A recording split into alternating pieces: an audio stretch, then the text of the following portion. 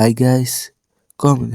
කට්ටියම හොඳින් ඉන්නව නේද? මට ඔයාලගෙන් පුංචි එල්ලීමක් කරන්න තියෙනවා. ඔයාලා මගේ වීඩියෝ හැමදාම බලනවා නම් මගේ channel එක subscribe කරලා බලන්න. මොකද මගේ වීඩියෝ බලන ගොඩක් කට්ටිය channel එක subscribe කරන්නේ නැතුව තමයි වීඩියෝ බලන්නේ. ඒ වගේම ඔයාලා මුල් එපිසෝඩ් බලුවේ නැත්නම් description එකේ දාලා තියෙනවා පළවෙනි එපිසෝඩ් එකේ link එක.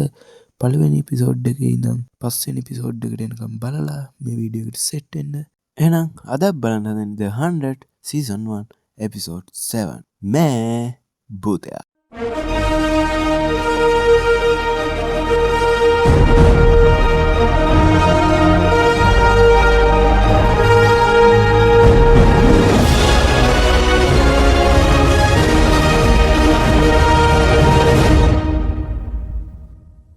එපිසෝඩ් එක පටන් ගත්තේ අපිට පෙන්නනවා කුණාටුව හොඳටම වැඩි. මේ වෙලාවේ රේවන් උත්සාහ කරනවා ආක් එක සම්බන්ධ කරගන්න. එයා රේඩියෝ එක ටිකක් හදාගෙන. ෆින්ට හොඳට එන පාටක් නැහැ. එයාට පිහියන්ලා තියෙන හાર્ට් එකට ළඟින්. මේ වෙලාවේ කවුන්සිල් එකේ මීටින් එක. අපි කියන්නේ අපි අර මිනිස්සුන්ව මරලා ඉවරුනාට පස්සේ අපි දැක්කා ෆ්ලෑර්ස් කවුරු හරි පල්ලෙහා ජීවත් වෙනවා කියලා. කේන් මේ වෙලාවේ කියන්නේ බොරු බලාපොරොත්තු තියාගන්න එපා කියලා. ඇබිව කවුන්සිල් එකෙන් අයින් කරලා එයාව තියාගෙන ඉන්නේ එයා ඩොක්ටර් කෙනෙක් ඉඳලා. එයාට මෙයාලගෙන් උදව් ගත්ත හැකි. මේ වෙලාවේ ඒ කට්ටියන් මැසේජ් එක ඇහෙනවා රේවන් කතා කරන සද්දේ. මුළු ආක් එකේ ඉන්න හැමෝටම ඇහෙනවා එයා කතා කරන සද්දේ. මේ වෙලාවේ රේවන් කියන්නේ ඩොක්ටර් ඇබිව දෙන්න කියලා. මොකද ෆින්ට බෙහෙත් කරන්න එයාගෙන් අහගන්න ඕන නිසා. ඇබි අහද්දි රේවන් උතන ඉන්නවද කියලා ක්ලාක් කතා කරන්නේ අම්මා කියලා. ඊට පස්සේ වෙල්ස් ඉන්නවද කියලා චාන්ස්ලා අහනවා. හැබැයි ක්ලාක් කියන්නේ මට කනගාටුයි වෙල්ස් නෑ කියලා. කොහොම හරි මේ වෙලාවේ කුණාටුවත් වැඩි. එයාලට එහෙම් මෙහෙම් ඇහෙනවා නැති වෙනවා මේ රේඩියෝ ෆ්‍රීකවන්සිස්. කොහොම හරි හැබැයි ක්ලාක්ට කියලා දෙන්න හදනවා මෙයාට බෙහෙත් කරන්නේ කොහොමද කියලා. කොහොම හරි මේ වෙලාවේ ක්ලාක් ලෑස්ති වෙනවා. එයාගේ අත් හොදගෙන එයා ළඟ හදාගත්තු මත්ද්‍රව්‍ය මත් අතර වලින් විස බීජ නසාගෙන ෆින්ට බෙහෙත් කරන්න ලෑස්ති වෙනවා. කොහොම හරි මේ වෙලාවේ බෙලමි එනවා අනිත් පැත්තෙන් අර ඔප්ටේවියාව අරන් ගිය මිනිස්සයවත් අරගෙන. මේ වෙලාවේ බෙලමි කියන්නේ අපිට මෙයාගෙන් තොරතුරු දැනගන්න පුළුවන් කියලා. ක්ලාක්ට මේ වෙලාවේ වැඩි කතා කරන්න හම්බෙන්නේ නැහැ. ෆින්ට බෙහෙත් කරන්න අම්මා එහා පැත්තෙන් කතා කරන නිසා. ඇබි මේ වෙලාවේ අහනවා ලේ ගල්නවද කියලා. ක්ලාක් කියන්නේ නැහැ කියලා. එහෙනම් හොඳයි කියලා තමයි එයා කියන්නේ. අර අල්ලගෙන ආපු මිනිස්සයව ගැට ගහලා එයාගෙන් දැන් බෙලමිලා ප්‍රශ්න කරනවා කවුද එළියේ ඉන්නේ? ඇයි අපිව මරන්නේ? ඇයි අපිව දඩයම් කරන්නේ කියලා. මෙලා අප්ටේ ඇවිල්ලා කියනවා එයා මාව ආරක්ෂා කරන්න හැදුවේ. අපේ කට්ටිය එයා නෙමෙයි මැරුවේ. මං එතන හිටියා කියලා. හැබැයි බෙලමි මොනවත් විශ්වාස කරන්නේ නැහැ. ඔප්ටේවියා එයා යවනවා. මේ වල බෙලමි කියන්නේ අපි යාගෙන් දැනගන්න ඕනේ. තව කොච්චර කට්ටිය ඉන්නවද? ඇයි අපිට මෙහෙම කරන්න කියලා. ජහ ප්ලෑන් එකක් බලනවා ෂිප් එක කොහොමද පල්ලෙහාට යවන්නේ කියලා. ඊට පස්සේ එතෙන්ට එනවා ඩයනා කියලා කෙනෙක්. එයා තමයි කලින් චාන්ස්ලර්. එයා දැන් චාන්ස්ලර්කම ඉන්නේ නැහැ. මේ වෙලාවේ ඩයනා කියන්නේ අර මරපු කට්ටියන්ගේ හිතමිතුරෝ ඒ පවුල් වල අය මට කතා කරනවා. ඒ කට්ටිය තරහින් ඉන්නේ. ඒ කට්ටිය චෝදනා කරනවා අර පල්ලෙහා කට්ටිය හොඳට ජීවත් වෙද්දී අපේ කට්ටියව මැරුවේ මොකද කියලා. පල්ලෙහා ජීවත් වෙන්න හොඳටම ඉඩ තියෙද්දි. මෙතන කතා කරන විදිහට තේරෙන්නේ දේශපාලන වාසි අරගෙන අපිට පෙරලියක් කරන්න හදනවා වගේ. ක්ලාක් කියපු විදිහට පීය කොහොමද තියෙන්නේ කියලා ඇබීලා උඩ කම්පියුටර් ජෙනරේට් කරලා ඒක හදාගෙන. හાર્ට් එකට හානියක් වෙන්න මිලිමීටර් 3ක විතර පරතරයක් තමයි තියෙන්නේ කියලා ඇබී කියනවා. ඒ හින්දා ක්ලාක් හිමීට පරිස්සමෙන් පිහිය ගලවන්න පටන් ගන්නවා. මේ කුණාටුවත් එක්ක මෙතන හෙල්ලිලා පිහිය ගැලවිලා අතට එනවා. යාලා වැටෙනවා. ෆිනුත් වැටෙනවා. හැබැයි ෆින්ට ලොකු හානියක් නැහැ. පිහිය ෂේප් එකේ ගැලවිලා. ෆින්ට සිහිනවා. එයා ක්ලාක් දිහා බලාගෙන ඉන්නේ. රේවන් දිහා බලන්නේ නැහැ. රේවන්ට ටිකක් අප්සෙට්. පෙලෙම් කතා කරන අර පුද්ගලයාත් එක්ක එයා මොනවත් කතා කරන්නේ නැහැ. එයාගේ බඩුවල නෝට්බුක් එකක් තියෙනවා. ඒ පොතේ ඔප්ටේවියාගේ පින්තූරයක් එයා ඇඳලා තියෙනවා. ඒ වගේම එයාලා කැම්ප් එක පින්තූරයකුත් තියෙනවා. ඒ වගේම එයාලගේ නැති වෙච්ච කට්ටියන්ගේ විස්තරත් තියෙනවා. ඒ කියන්නේ එයා ඉරි කැලි වගේක් ඇඳලා නැති වුණ කට්ටිය ගාන කපලා. එයා දැන් ඉරි කැලි 102ක් ඇඳලා තියෙනවා. අර 100 දෙනයි ඔප්ටේවියායි බෙලමි. ඒ වගේම 10 දෙනෙක් කපලා තියෙනවා. මොකද 10 දෙනෙක් මැරුණා. කොහොම හරි ෆින්ට ලොකු අමාරුවක් පේන්නේ නැහැ. ක්ලාක් එයාගේ පිහිය ගලවලා එතන මහලා තියෙන්නේ. ඒ වුණාට ෆින්ට සිහිය නැහැ. උණත් ටිකක් වැඩි වෙනවා වගේ. ක්ලාක් උඩට යනවා බෙලමිලා බලන්න. එයා බෙලමිට කියන්නේ මේ පුද්ගලයා ගහලා තියෙන විදිය දැකලා මෙයා අපිට වෛර කරේ නැත්තම් දැන් ඉඳන් ඒක පටන් ගනී කියලා. එයා කියන්නේ මෙයාට වද දෙන්න එපා. මේ කට්ටිය හොයාගෙනවත් අපි මොකද කරන්න කියලා. එයා කියන්නේ බෙලමි බලන්න අපි තව ළමයි අපි සෝල්ජර්ස්ලා නෙමෙයි. එයාගේ විදිහ බලන්න, එයාගේ ශරීරය බලන්න. එයාලා කට්ටිය આવොත් අපිට හැරෙන්නවත් හම්බෙන්නේ නැහැ කියලා. ඒ වගේම මේ වෙලාවේ රේවන් කෑ ගහනවා. ෆින් ගහනවා එයාට සීජර් එකකට එන්න වගේ කියලා. ක්ලාක්ට මේ වෙලාවේ අම්මව සම්බන්ධ කරගන්න විදියකුත් නැහැ. කුණාටුව හින්දා ඩිස්කනෙක්ට් වෙලා. ක්ලාක්ට තේරෙන්නේ නැහැ ඇයි යාට මෙහෙම වෙන්නේ කියලා. මෙතන කේන්නනවා. එයාගේ අම්මා ඉන්න තැනට. එතන නම් ලිස්ට් එකක් තියලා තියෙනවා අර මැරිච්ච කට්ටියගේ බඩුත් එක්ක. එතන ඉන්න මිනිස්සුන්ගෙන් එක මිනිස්සෙක් ඇවිල්ලා ගේම් ඉල්ලනවා. මගේ වයිෆ් ඔතන තමයි අන්තිම හුස්ම හෙළුවේ කියලා. දැන් කේන් දුකෙන් ඉන්නේ. පොළොවේ ජීවත් වෙන්න ඉඩකඩ තියෙද්දිත් මේ මිනිස්සු නිර්පරාදේ මැරුණ හින්දා.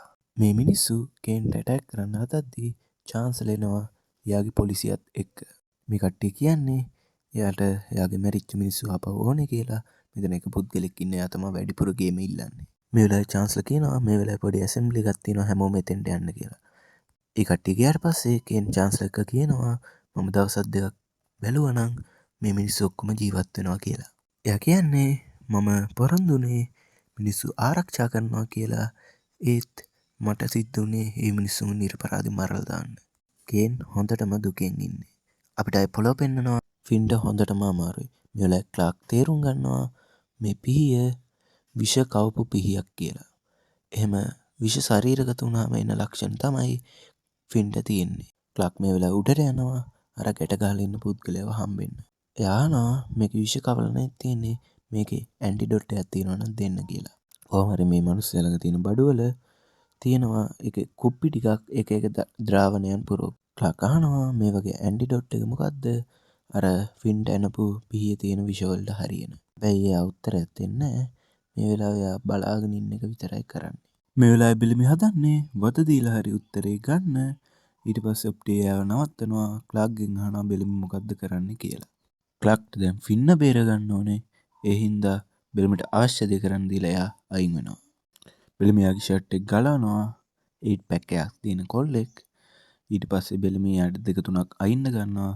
ඊට පස්සේ ක්ලාක් එයාගේ කකුල් දෙක ළඟ වැටිලා අර කුප්පි ටික තියලා ඒ ටිකෙන් මොකද්ද ඇන්ටිඩොට් එක කියලා එයා අහනවා. හැබැයි එයා මොනවත් කියන්නේ නැහැ.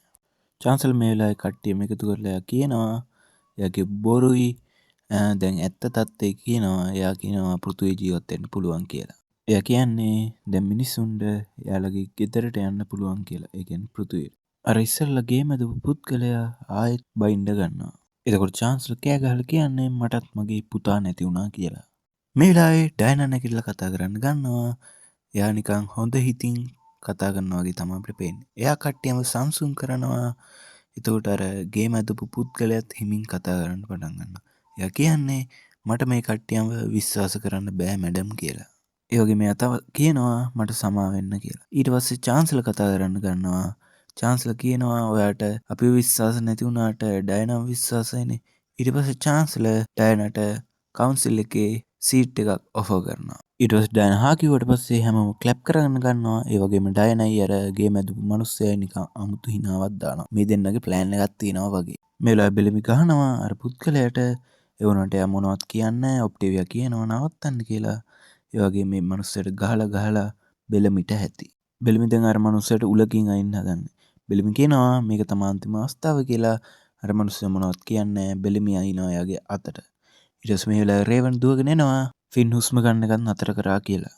ඒ රේවන්ටත් අද වෙන්න ගන්නවා. එයා එතන තිබ්බ කරන්ට් වයර් දෙකක් ගලවලා අරගෙන පොරට ඉලෙක්ට්‍රික් ෂොක් එක දෙන්න ගන්නවා.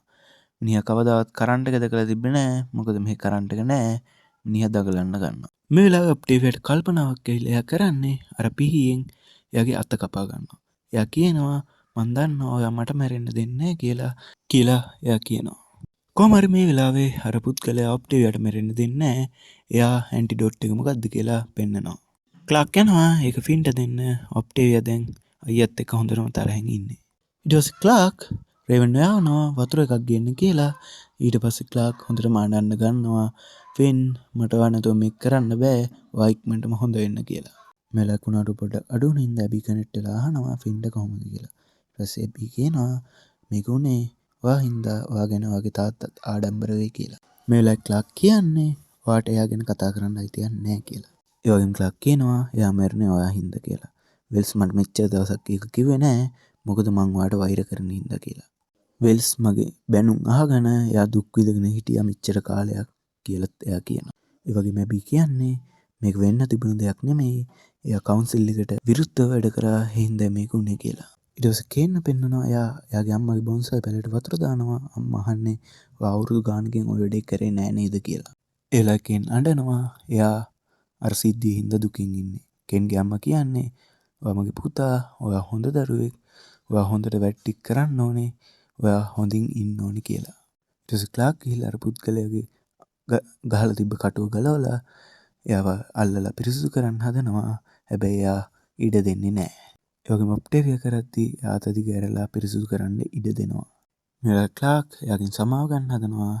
ඔක්ටේවියා එයාටත් බයිනවා නිදාසට කාරණා එපා කියලා. ඒලාවේ ඔක්ටේවියා එයාට කියන්නේ මන් නිසා තමයි මේ හැමදේම උනේ. ඔයා මාව බේරගන්න හැදුවේ. දැන් ඔයාට වෙලා තියෙන දේ බලන්න කියලා. ඒ වෙලාවේ මේ මිනිස්සයා ඔක්ටේවියාගේ අත අල්ලලා ඇඟිල්ලකින් thank you කියලා කියනවා. අපිට පේන විදිහට එයාට ඉංග්‍රීසි තේරෙනවා හොඳට. ඒ වගේම ඉංග්‍රීසි හොඳට කතා කරන්න පුළුවන් වගේ. ඊට පස්සේ අර මුරට ඉන්න කොල්ලා අහනවා එයා මොනවාරි කිව්වද කියලා. ඔක්ටේවියා කියනවා නෑ කියලා. ඊට පස්සේ එයා කියනවා මෙතනින් යන්න කියලා. ක්ලාක් වටේ පිටයි ඇවිද ඉන්නවා. ෆින් දිහා බලාගෙන ෆින්ට සිහිය එනවා. ක්ලාක් මේ වෙලාවේ කියන්නේ රේවන් මට ගොඩක් උදව් කරා. ඒ වගේම එයා ඔයා ගැන ආදරෙන් බලාගෙන හිටියා කියලා. ඊට පස්සේ ක්ලාක් රේවන්ව ඇහැරවලා එතනින් පිටත් වෙලා යනවා. ෆින් ආව ඇහුවා කියලා. ඊට පස්සේ දෙන්න තුරු වෙලා ඉද්දි එයා එතනින් පිටත් වෙලා යනවා. ක්ලාක් එළියට එනවා. කුණාටුවෙන් ගොඩක් දේවල් විනාශලා ඒ වගේම දැන් එළි වෙලා. මෙලා බිලමි ක්ලාක් එක කියන්නේ අපි කවුද කියන එක වැදගත් නැහැ. සර්ගෙන් අපි මේ වෙලාවේ මේ වගේ දේවල් කරන්න වෙනවා කියලා. ක්ලාක් අහනවා අපි දැන් මොකද කරන්න කියලා. එයාලා කතා කරන්නේ අර පුද්ගලයා ගැන. එයා ඒ වගේම බිලමි කියනවා එයා ගියොත් එන්නේ තනියම නෙමෙයි කියලා.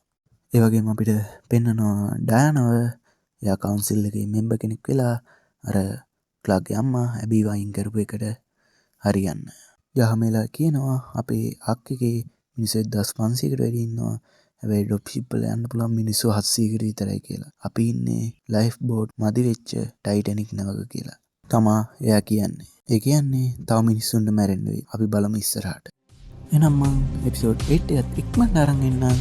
වීඩියෝ ලයික් එකක් දාලා මාව සබ්ස්ක්‍රයිබ් කරලා බෙල් එකකින් ක්ලික් කරලා දාගන්න. මම ඉක්මනට වෙන්න. ඔයාලා පරිස්සමින් ඉන්න. මම ඉක්මනට වෙන්න. එහෙනම් හැමෝටම bye bye.